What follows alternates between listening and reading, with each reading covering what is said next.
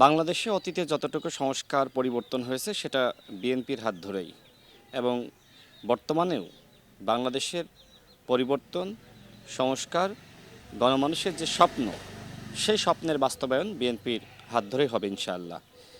বিএনপির মাননীয় চেয়ারম্যান, বাংলাদেশের মাননীয় প্রধানমন্ত্রী, তিনি জনগণের যে প্রত্যাশা সেই প্রত্যাশা পূরণ করার জন্য একের পর এক জনবান্ধব কর্মযজ্ঞ হাতে নিয়েছেন।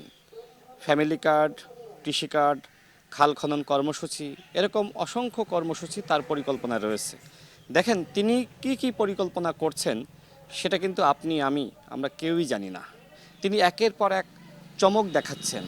আমি বাংলাদেশের মানুষকে আহ্বান করব, আপনারা জনাব তারেক রহমান, বাংলাদেশের মাননীয় প্রধানমন্ত্রী, জনগণের ভোটে নির্বাচিত প্রতিনিধি, তাকে আপনারা সহযোগিতা করুন।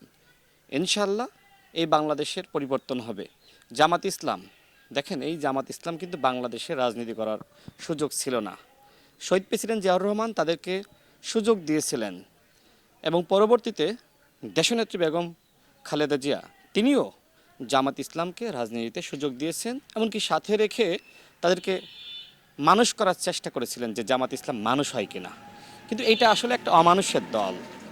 আমি প্রায়ই বলি, যদি ভবিষ্যতে কখনো জামাত ইসলাম বাংলাদেশে ক্ষমতায় আসে, সেক্ষেত্রে আওয়ামী লীগের থেকে ফ্যাসিস্ট হবে জামাত ইসলাম।